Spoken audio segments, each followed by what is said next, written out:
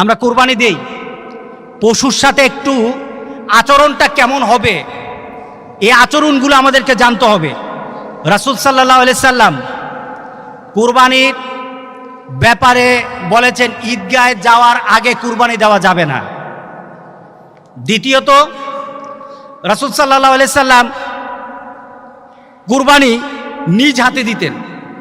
সুতরাং আমাদের একটা চেষ্টা থাকা দরকার, আমাদেরও একটা চাহিদা থাকা দরকার যে আমার কুরবানিটা আমি দেব। আপনি কুরবানি দেওয়ার সময় কুরবানির পশু যেন কোনো ব্যথিত কোনো কারণে কুরবানির পশু যেন ব্যথা না পায়, কষ্ট না হয়, এ প্রচেষ্টা করতে হবে। রাসূল সাল্লাল্লাহু আলাইহি সাল্লাম এই ব্যাপারে বলেছেন যে তোমরা তোমাদের কুরবানির পশুর সাথে ভালো ব্যবহার করো। কি ভালো ব্যবহার? রাসূল সাল্লাল্লাহু আলাইহি সাল্লাম আমাদেরকে বলেছেন যে তাকে জবাইয়ের ক্ষেত্রে তোমরা ছুরি ধার করো, ছুরিটাকে শান দিয়ে ভালো রাখো, তবে গরুর কাছে নয়, পশুর কাছে নয়। পশু যখন জবাই করবে আরেক দিকে শান দে, আপনাদের না, একদিকে পশু দ্বারা করো না, আরেক দিকে শান দে। রাসূল বলেছেন না, এটা করো না, তোমরা বরঞ্চ আগে থেকে কুরবানি দেওয়ার জন্য এটাকে শান দিয়ে রাখো। রাসূল সাল্লাল্লাহু আলাইহি ওয়াসাল্লাম নুদিফা ইহদাদু শারফাতিহি কাবলাল ইদাহা, কুরবানি দেওয়ার আগে তুমি তোমার ছুরিকে কি করো? ধার দিয়ে রাখো। রাসূল সাল্লাল্লাহু আলাইহি সাল্লাম কুরবানির ব্যাপারে বলেছেন যে ওয়াইজা যাবাহুম ফাআহসিনুজ যাবহা, যখন পশু জবাই করো তার সাথে তুমি ভালো ব্যবহার করো, ব্যথা দিও না, বেশি কষ্ট দিও না। তাকে ফেলে ক্যাবলামুখী করে, তুমি ক্যাবলামুখী হয়ে তুমি হাতে ছুরি নিবা, জবাই করবা। জবাইয়ের ক্ষেত্রে তোমরা কিছু নিয়ম নীতি মেনে সেটাকে অগ্রসর হবা, নিয়ম নীতি মেনে অগ্রসর হবা। প্রথম কথা হলো যারা ধরবে সবাই, শুধু যে জবাই করবে সে নয়, যারা ধরবে সবাই যেন তাকবীর পড়ে বিসমিল্লাহ আল্লাহু আকবার, বিসমিল্লাহির রহমানির রহিম না, কিন্তু বিসমিল্লাহ আল্লাহু আকবার, সবাই যেন এটাকে এইভাবে পড়ে এবং পরে যেন জবাই করে। সবাইকে পড়তে হবে, যারা ধরা থাকে সবাইকে পড়তে হবে। কোরবানি দেওয়া হলো, কোরবানি দেওয়ার সময় কোরবানির পশুর 4টা রগ যেন কেটে যায়। কয়টা রগ? 4টা রগকে যেন কাটা হয়। সেটা হলো শ্বাসনালী, খাদ্যনালী এবং এটার দুপাশে 2টো রগ আছে, এই 2টা রগ কাটতে হবে। এই রগগুলি কেটে আপনাকে কুরবানি সম্পূর্ণ করতে হবে। তবে আমাদের সমাজে আমরা একটা ভুল কাজ করি, এটাতে কিন্তু কুরবানির অনেক সমস্যা হয়ে যেতে পারে। কুরবানির রগগুলি কেটে দিয়ে কুরবানির পশুকে জবাই করতে হবে, আর আমরা করি কি, ছুরি দিয়ে আবার একটা গুতা দেন কিনা, এটা গুতা দেন না, এটার ঘাটটার মধ্যে একটা গুতা দেন, এটা ঘাড়ের মধ্যে। আপনাকে ঘাড় কাটতে তো বলা হয় নাই, আপনাকে কণ্ঠনালী কাটা হয়ে গেছে, শেষ। আপনার দুটোর আরো বাকি 3টা রগ কাটা হয়ে গেছে, শেষ। এটা আস্তে আস্তে নিস্তেজ হয়ে যাবে। কিন্তু আমরা কি করি, ছুরি দিয়ে একটা ভালো করে গুতা দিই। এই গুতা দেওয়া যাবে না। কারণটা কি, আপনি যখন গুতা দিলেন এই ছুরির আঘাতটা তার নার্ভে পড়তে পারে, নার্ভে পড়ার কারণে সে স্ট্রোক করতে পারে, তখন জবাইয়ের কারণে মরবে না, স্ট্রোকের কারণে মরবে। এটা সায়েন্টিফিক। আপনি জবাই করে দিয়েছেন, রাসূল সাল্লাল্লাহু আলাইহি ওয়াসাল্লাম যতটুকু করেছে ততটুকু ছেড়ে দিয়ে আপনি ছুরি দিয়ে গুতা দেন কেন? ছুরি দিয়ে গুতা দেওয়া যাবে না। কথা ঠিক আছে? আমরা দেই কিনা? দেওয়া যাবে না, জেনে নেন। আরেকটা কথা হলো, জবাই করে দিলেন, এমন কিছু ব্যক্তিকে আনলেন জবাই করার জন্য, কসাই হিসেবে আনলেন, অথবা বন্টন করে এটাকে কুটে দেওয়ার জন্য কিছু লোককে নিয়ে আসলেন। তারা কি করলো? সময় তাড়াতাড়ি আরেকটা করতে হবে, এটা তাড়াতাড়ি ছুলাতে হবে। কি করে? জবাইটা করেই তার পাগুলি কেটে দে। এই জুলুমটা করা যাবে না, এটা জুলুম।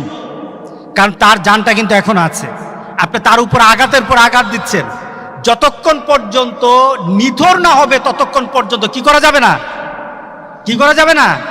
চামড়া ছোলানো যাবে না। আপনি পায়ের যে খুরের এখানে কেটে দেন, তার উপর কষ্ট হয় কিনা? রাসূল বলছেন ইহসান করো, আর আপনি দেন এটার মধ্যে জবাই করে, আরো জবাইয়ের পর জবাই করেন। হচ্ছে কিনা বলেন তো দেখি? হচ্ছে না? করা যাবে না, করা যাবে না। এরপরে দোয়া করবেন। কার নাম দিয়ে করেছেন, কাদের জন্য, কাদের পক্ষ থেকে করেছেন, এটা বলতে হবে, এটা বলবেন। এটা সুন্নাহ, রাসূল সাল্লাল্লাহু আলাইহি সাল্লাম করেছেন। রাসূল সাল্লাল্লাহু আলাইহি সাল্লাম কোরবানি করতে গিয়ে বলেছেন এটা আমার তরফ থেকে, আমার পরিবারের পক্ষ থেকে, আমার উম্মতের পক্ষ থেকে। তো রাসূল সাল্লাল্লাহু আলাইহি সাল্লাম যখন এইভাবে বললেন, সুতরাং আমরাও ওইভাবে আমরা যখন কোরবানি দেব আমার পক্ষ থেকে, আল্লাহুম্মা তাকাব্বাল মিন্নি, আল্লাহ এটা আমার পক্ষ থেকে, যদি আমি দিয়ে থাকি একা আমার পক্ষ থেকে, অথবা যদি আমরা শরীকে দিয়ে থাকি তাহলে শরীকের নামগুলি বলবেন, শুধু নামগুলি বলে দিবেন।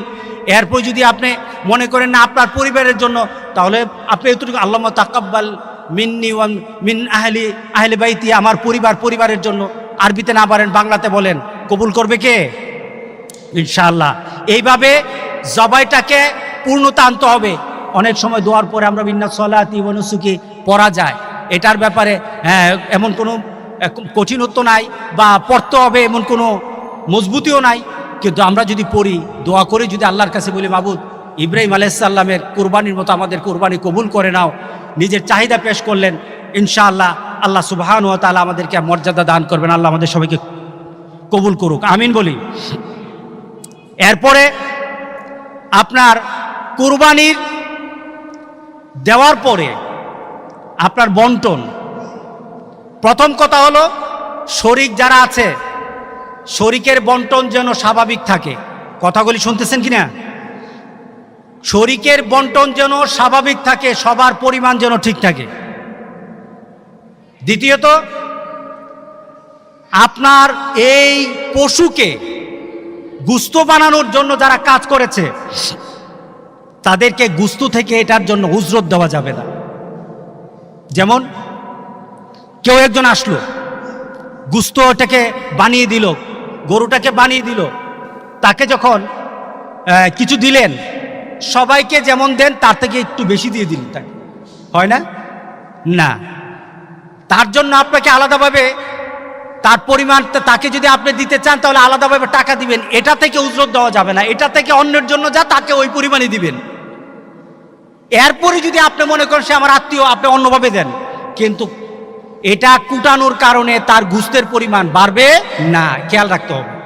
এটা থেকে উজরত দেওয়া যাবে না, উজরত আপনাকে দিতে হবে আলাদাভাবে টাকা। আমরা দেই কি না? দেই না? সে কুরবানি আমাকে গত বছর চিরাং থেকে একজন ব্যবসায়িক ফোন দিয়ে বলল, হুজুর আপনি যে বললেন দেওয়া যাবে না, আমার আলোচনা শোনার পর বলল, হুজুর আপনি যে বললেন, তো এখন কি করি, আমার ড্রাইভার সবাই থাকে, তাদেরকে একটু বেশি না দিলে হয় না? আমি কি, না বেশি দেওয়া যাবে না, তাদেরকে বলেন তোমাদেরকে আমি গুস্তের পরিমাণ ঠিক রাখবো, কিন্তু অতিরিক্ত টাকা দিয়ে দেব, তাদেরকে বলে রাজি করতে হবে। আর পরিমাণ সবার জন্য এক থাকতে হবে, দানের ক্ষেত্রে সবার জন্য এক রাখতে হবে। এই হলো একটা কথা। এরপরে আপনি কোরবানির গোশতকে আপনি বন্টন করতে পারেন। বন্টন করবেন কিভাবে? নিজের জন্য রাখেন, আত্মীয় স্বজনকে দেন, গরিব যারা আছে যারা কোরবানি দিতে পারে না তাদের মধ্যে বিলিয়ে দেন। তাদের মধ্যে কিভাবে বিলাবেন? বর্তমানে আমি তো মনে করি কোরবানির সিজনে, এই কোরবানির সিজনে কেউ ফ্রিজ মোমেনরা কিনবে না। কোরবানির সিজনে মোমেনরা ফ্রিজ কিনবে না, বরঞ্চ আমি মনে করি কোরবানির এই সিজনে মোমেনরা চিন্তা করবে আমার ঘরে পরিমাণ মতো আগের মতো স্বাভাবিকভাবে যতটুকু গুস্ত থেকে তার বাইরে আমি গুস্ত রাখবো না, কারণ বর্তমানে আমার দেওয়ার ক্ষমতা আছে, অনেকের দেওয়ার ক্ষমতা হয় নাই। ঠিক না? বিলিয়ে দেওয়া দরকার, বিলিয়ে দেওয়া দরকার। আপনার কোরবানিকে আল্লাহর দরবারে গ্রহণীয়তার জন্য এটা অত্যন্ত একটা বিরাট সুযোগ। এই সুযোগকে কাজে লাগাই, এই সুযোগকে কাজে লাগিয়ে চলুন। আমরা আমাদের পাড়া প্রতিবেশী গ্রামবাসী এলাকার কাদের বাড়িতে কোরবানির গোশত যায় নাই, কোরবানির গোশত হয় নাই, সে তার কষ্টটা আপনি বুঝবেন না, যারা দেই আমরা বুঝবো না তার কতটুকু ব্যথা, তার মনের মধ্যে কতটুকু কষ্ট আমি দিতে পারি নাই। আমরা তাদের সাথী হব ইনশাআল্লাহ। আমরা যারা কোরবানি দিই আমরা তাদের সাথী হব ইনশাআল্লাহ। বলি ইনশাআল্লাহ, বলি ইনশাআল্লাহ আমরা তাদের সাথী হব। আল্লাহ যেন আমাদের সবাইকে তৌফিক দান করে দেয়।